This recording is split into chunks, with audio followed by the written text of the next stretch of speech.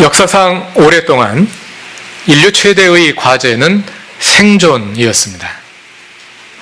육체적인 생명을 유지하는 것, 다시 말해서 죽지 않고 오래 사는 것은 인류가 직면한 과제이자 해결하기 어려운 큰 문제였습니다. 사실 그것은 자연 환경과의 싸움이기도 했습니다. 자연으로부터 식량을 안정적으로 확보하기 위한 싸움이었고, 작은 곤충들로부터 시작해서 큰 맹수들에 이르기까지 동물들의 위협으로부터 보호된 주거 환경을 마련하기 위한 싸움이었고, 질병을 이기기 위한 싸움이었고, 일상적인 추위와 더위, 바람과 비, 눈, 우박, 파도, 지진 등과 같은 예상하기 어려운 자연재해들과의 싸움이기도 했습니다. 인류는 그 문제를 해결하기 위해 모든 노력을 경주해 왔습니다. 그리고 그 문제에서 대단한 진보를 이루어 왔습니다. 유발 하라리가 쓴 사피엔스라는 책을 보면 재미있는 설명이 하나 나오는데요. 오늘날 지구상에는 70억이 넘는 인류가 살고 있다 합니다. 그 모든 사람의 몸무게를 다 합하면 약 3억 톤이 됩니다. 반면에 지구상에 살아있는 대형 야생동물, 코끼리, 사자, 기린, 호랑이 할 것 없이 대형 야생동물의 무게를 모두 합해도 1억 톤이 채 안 된다 합니다. 침팬지는 약 25만 마리, 늑대는 20만 마리, 기린은 8만 마리에 불과합니다. 몸집이 큰 동물들 가운데 가장 수가 많은 것은 다 가축들입니다. 소는 15억 마리, 개는 4억 마리에 이릅니다. 소는 인간이 잡아먹으려고 키우는 것이고, 개는 역시 인류의 편의를 위해 키우는 것이지요. 그러므로 외면적으로 보자면 인류가 키우는 가축이 지구의 생활 환경을 뒤덮고 있다고 말해도 큰 무리가 없을 것입니다. 물론 그렇게 자연 환경을 지배하여 인류가 거둔 혜택을 모든 사람들이 균등하게 본 것은 아닙니다. 문명으로부터 더 많은 몫을 거두고자 하는 경쟁이 사람들 사이에서 계속되어 왔지요. 한국은 그 혜택의 가장 큰 수혜자들 가운데 하나입니다. 지난 수십 년간 생산과 소비에서 이룬 발전으로 인해 우리의 주거 환경과 생활 환경은 엄청나게 달라졌습니다. 그래서 우리는 세계에서 가장 잘 먹고 가장 편리하게 사는 나라들 가운데 하나가 되었습니다. 그 뚜렷한 결과 가운데 하나는 수명이 많이 늘어난 것입니다. 그래서 이제는 우리는 이제 은퇴한 후에 제2의 인생을 준비하는 일이 모든 사람들의 과제이자 국가적인 과제가 되었습니다. 그런데 오늘의 본문인 전도서 12장을 자세히 읽어보면 성경이 기록된 후 지난 2000여 년 사이에 인류에 나타난 큰 변화 한 가지를 발견할 수 있습니다. 본문은 젊을 때의 창조주를 기억하라는 말로 시작됩니다. 그리고 시간을 서술하는 부사 어구가 그 뒤에 따라오는데요. 그것은 어떤 날이 오기 전에 창조주를 기억하라는 것입니다. 어떤 날이 오기 전에 창조주를 기억하라는 걸까요? 1절 이하의 내용은 노인들이 겪는 고통을 상세히 서술하고 있습니다. 그럼 무슨 뜻일까요? 노인이 되기 전에 창조주를 기억하라? 그러면 노인이 되고 나면 기억해도 소용없다는 뜻일까요? 그런 뜻이 아닙니다. 오늘의 본문인 전도서 12장은 노인이 되면 바로 죽는 것으로 전제하고 있습니다. 오늘날은 청년, 중년, 노년이라는 말이 있지요. 인생에 청년이라는 기간이 있고 중년이라는 기간이 있는 것처럼 노년이라는 기간이, 긴 기간이 있습니다. 그리고 이제는 이 노년의 기간이 미리 준비하지 않으면 안 될 정도로 길어졌습니다. 그런데 전도서 본문의 맥락에서는 노년이라는 기간이 사실상 없는 것과 같습니다. 왜냐하면 의술이 미미하고 수명이 짧았던 고대 사회에서 사람들은 노인이 되면 대개 얼마 살지 못하고 바로 죽었기 때문입니다. 노인이 된다는 말은 죽는다는 말과 거의 동의어로 본문에서 쓰이고 있는 거예요. 그래서 오늘 본문을 요약하자면 늙어 죽기 전에 창조주를 기억하라, 이런 뜻입니다. 오늘의 본문은 개역개정판과 새 번역이 서로 많이 다릅니다. 그것은 본문에 여러 가지 비유적인 표현들이 담겨 있는데 개역개정판은 그 비유를 비교적 문자적으로 그대로 옮겨놓은 반면에 새 번역은 그 비유들을 해석해서 의역해 놓았기 때문입니다. 본문 1, 2절은 새 번역과 개역이 크게 다르지 않습니다. 그런데 3, 4, 5절은 많이 다릅니다. 제가 그 가운데 3절을 개역개정판으로 읽어보겠습니다. 여러분은 새 번역을 보시면서 원문에 원래 어떤 비유적 표현들이 사용되었고 그 비유들이 어떻게 해석되는지 확인해 보시기 바랍니다. 3절을 읽습니다. 그런 날에는 집을 지키는 자들이 떨 것이며 힘 있는 자들이 구부러질 것이며 맷돌질하는 자들이 적음으로 그칠 것이며 창으로 내다보는 자가 어두워질 것이며. 문자적으로 전혀 다르지요? 개역개정판은 집을 지키는 자들이 떨 것이라 이렇게 번역했는데요. 새 번역은 너를 보호하는 팔이 떨리고 이렇게 옮겼습니다. 또 힘 있는 자들이 구부러질 것이라, 이 말은 정정하던 두 다리가 약해진다 하는 뜻으로 해석했습니다. 맷돌질하는 자들이 적음으로 그친다 하는 말은 새 번역에서 이가 빠져서 씹지 못한다 하는 뜻으로 옮겼습니다. 그리고 창으로 내다보는 자들이 어두워진다 하는 말은 눈이 침침해져서 보는 것이 힘겹다 하는 뜻으로 해석되었습니다. 상당히 다르지요. 그래서 만일 우리가 개역개정판을 가지고 설교를 한다면 이 내용들을 설명하는데 또 많은 시간을 할애해야 될 것입니다. 그런데 우리는 지금 새 번역을 읽고 있기 때문에 이미 해석되어 있기 때문에 그냥 본문을 읽으면 아실 수 있습니다. 각자 나중에 개역개정판의 내용이 궁금하신 분들은 각자 나중에 비교해 보시기 바랍니다. 그보다 우리가 주목할 것은 본문 1절부터 계속되고 있는 노년에 관한 서술이 5절 끝에서 바로 죽음으로 이어진다는 점입니다.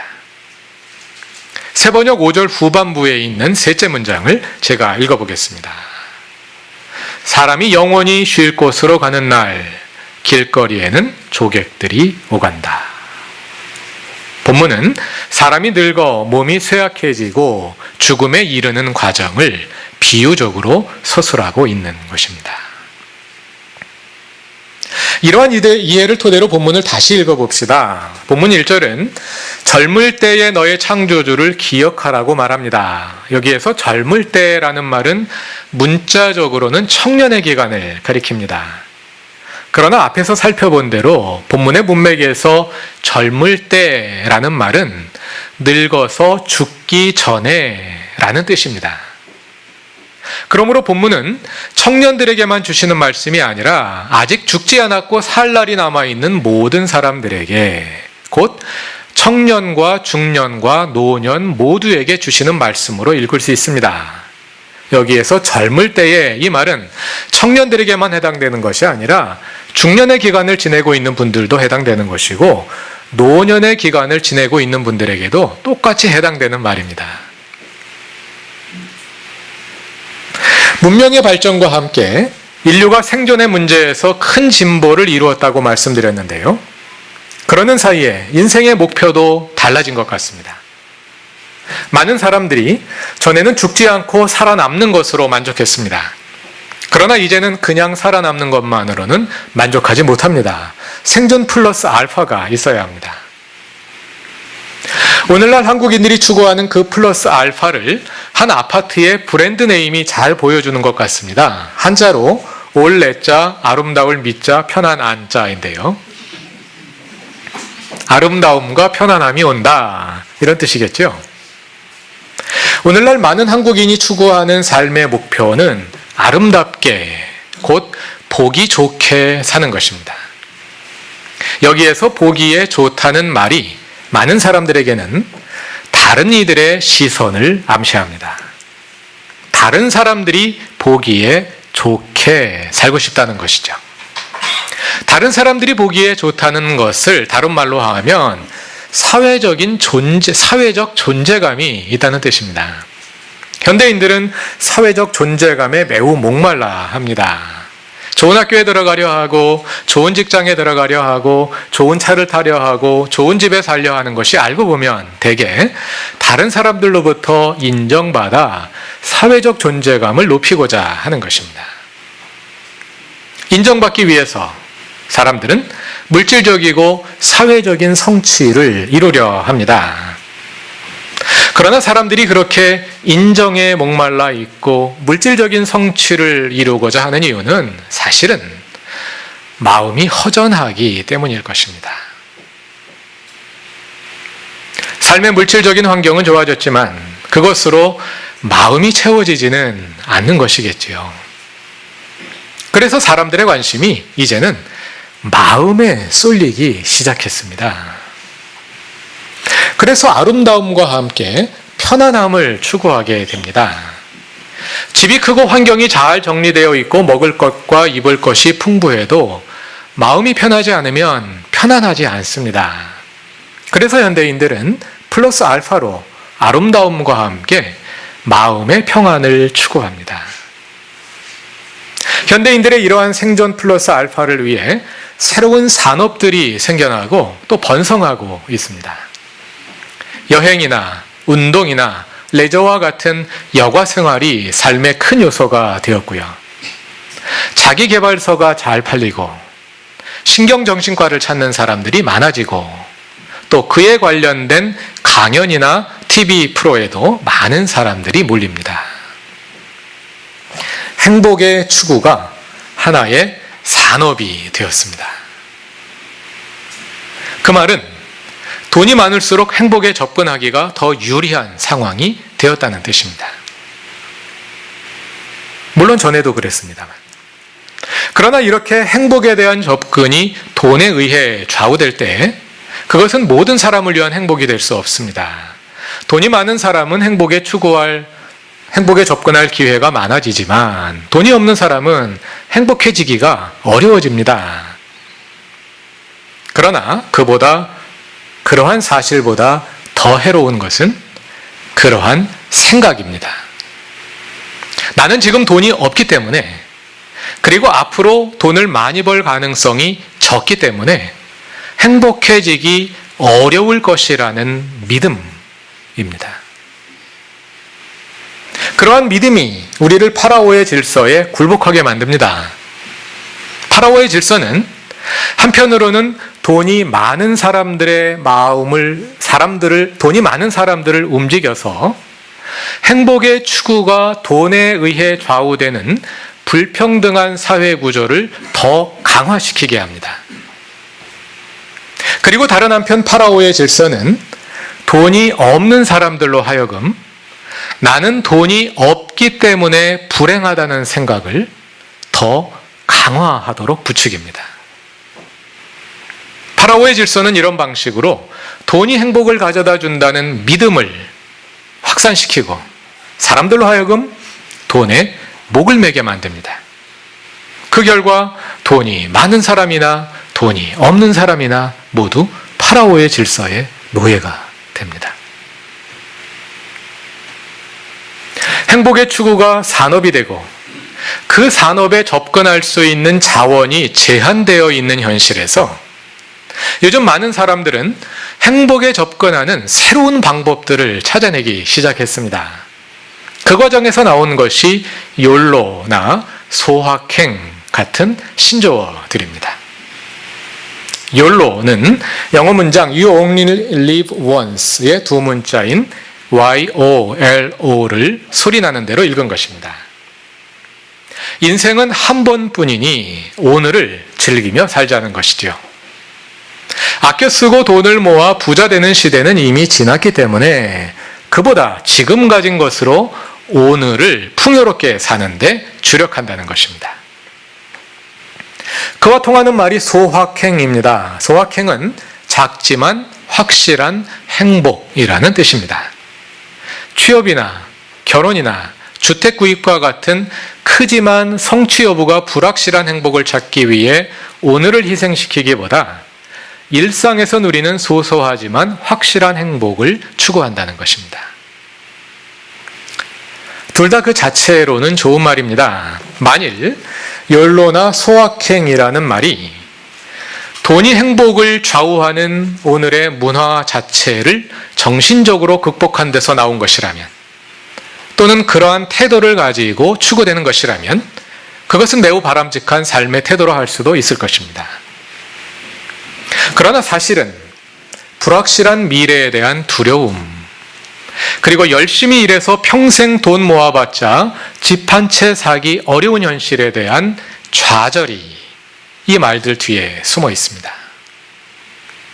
다시 말하자면 이것은 행복 추구 산업에 접근할 수 있는 자원이 부족한 현실을 직시하면서 그 가운데서 내가 가지고 있는 자원을 어디에 투자할 것이냐 하는 전략적인 선택에 가깝다 하겠습니다. 그런 현실을 생각할 때 욜로나 소확행 같은 말을 들으면 가슴이 짠해집니다. 참 어려운 시대를 살아가고 있습니다. 노년 세대는 노화된 몸과 질병으로 인해 힘들고, 청년 세대는 불확실한 미래로 인해 힘들고, 중년 세대는 양쪽 세대의 고충을 모두 끌어안고 책임져야 하는 과중한 짐으로 인해 힘듭니다. 그러나 정말 이렇게까지 힘들어야 하는 걸까요? 객관적으로 현실이 힘들다는 것을 부정할 수는 없습니다. 그러나 정말 객관적으로 따지자면 우리는 이것보다 훨씬 더 어려운 현실을 이미 지나오지 않았습니까? 물론 우리는 우리의 현실의 문제를 해결하고 더 나은 상황으로 발전시키기 위한 노력을 계속해 가야 합니다. 기업에 맡겨진 책임도 있을 것이고, 정치가들에게 주어진 책임도 있을 것이고, 언론과 국민의 역할도 있을 것입니다. 그러나 그렇게 해서 물질적 여건이 지금보다 나아지면 우리는 그만큼 더 행복해질까요? 그렇지 않다는 것을 지금 우리 자신이 너무도 여실히 보여주고 있지 않습니까? 이러한 현실에서 우리가 가장 주의해야 할 것은 절망에 전염되지 않는 것입니다. 절망으로는 긍정적인 변화를 만들어낼 수 없습니다. 파라오의 질서는 절망을 통해 사람을 움직입니다. 절망을 유포하는 자들을 따라가지 마십시오. 고개를 들어 하나님을 바라보십시오. 오늘의 본문 전도서 12장은 우리에게 이렇게 말합니다. 젊을 때에 너는 너의 창조주를 기억하여라. 이 말씀은 어려운 시절이 다가오기 전에 좋은 시절에 하나님을 기억하라는 뜻입니다. 동시에 이 말씀은 너희가 나중에 오늘을 돌아보며 그때가 좋았다고 말할 날이 올 것이라는 뜻이기도 합니다. 얼마 전 한 장례식에 갔다가 80 넘으신 할머니들이 대화하는 것을 옆에서 들었습니다. 그 가운데 조카뻘 되는 아주머니가 한 분 같이 앉아 계셨습니다. 할머니 중 한 분이 그 아주머니에게 물었습니다. 너 금년에 나이가 몇이냐? 아주머니가 대답했습니다. 58이에요. 그러자 거기 모인 할머니들이 한 목소리로 말했습니다. 좋을 때다. 58만 좋은 때이겠습니까? 아마 연세가 많으신 1그룹 교우들도 몇 년 후에 오늘을 돌아보면 그래도 그때가 좋았다 하고 생각되실 것입니다. 얼마 전 한 연예대상 수상식에서 탤런트 김혜자 씨가 했던 수상 소감이 화제가 되었습니다. 눈이 부시게라는 드라마로 상을 받았는데요. 그 드라마에 나온 마지막 대사로 수상 소감을 대신했다 하죠. 그 대사를 같이 한번 들어보시겠습니다. 내 삶은 때론 불행했고 때론 행복했습니다.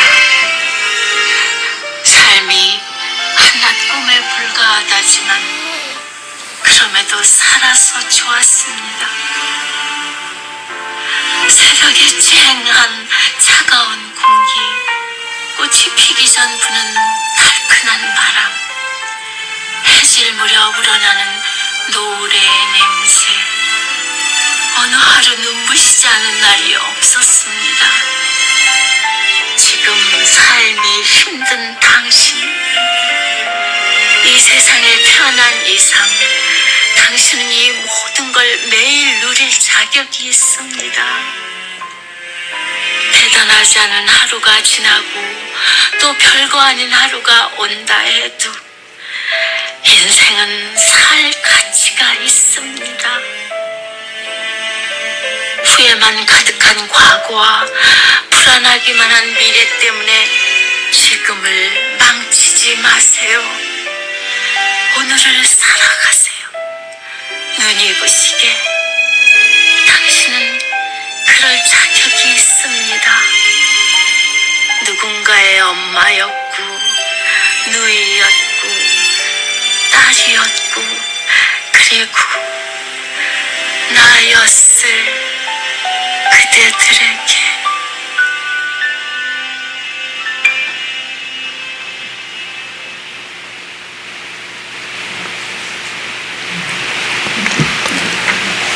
오늘을 살아갑시다.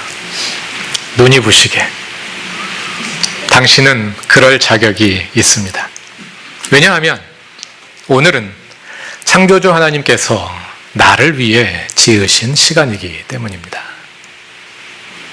지금 우리의 창조주를 기억하고 이 시간 우리가 여기에 이렇게 살아있음에 감사합시다. 창조주를 기억하라는 말은 우리가 창조된 존재임을 기억하라는 뜻입니다. 그런데 그 창조는 아직 끝나지 않았습니다. 왜냐하면 우리의 존재가 아직 완성되지 않았기 때문입니다.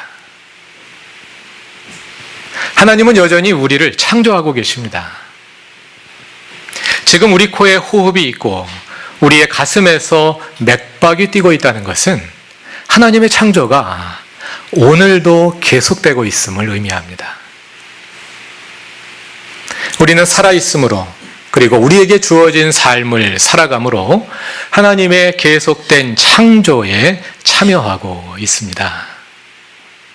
비록 현실이 녹록지 않지만 그리고 거대한 현실에 비해 내가 너무 왜소하고 초라해 보이지만 그럼에도 불구하고 우리가 희망을 가질 수 있는 것은 내 삶 속에서 하나님의 창조가 계속되고 있기 때문입니다. 우리의 창조주를 기억합시다. 창조주 하나님께서 지금도 나를 새로이 창조해 가고 계심을 잊지 맙시다. 거기에 희망이 있습니다. 나의 건강이나 능력이나 외모나 스펙이나 지금 내가 하고 있는 일에 희망이 있는 것이 아닙니다. 지금 나를 새로이 창조하고 계신 창조주 하나님께 희망이 있습니다. 희망을 가지고 오늘을 살아감으로 하나님의 창조를 충실히 이루어가는 그루터기 교회의 사랑하는 모든 교우들이 되시길 바랍니다. 다 같이 기도드리겠습니다. 창조주 하나님, 주님은 우리를 창조하셨고 오늘도 우리를 새로이 창조해 가고 계십니다. 우리의 호흡과 맥박 하나하나에서 그리고 우리가 걷는 한 걸음 한 걸음에서 창조주 하나님을 발견하게 하시고 주님과 온전히 동행하는 우리의 삶이 되게 하소서. 결코 만만치 않은 현실을 살아가고 있지만 파라오의 질서가 주는 절망에 전염되지 않게 하소서. 창조주 하나님으로부터 오는 희망을 붙들고 주님과 함께 희망으로 미래를 창조해 가게 하소서. 우리의 믿음을 강건하게 하시고 약함 속에 강함을 경험하게 하시며 부족한 가운데서도 사랑을 실천하며 살게 하소서. 예수님의 이름으로 기도드립니다. 아멘.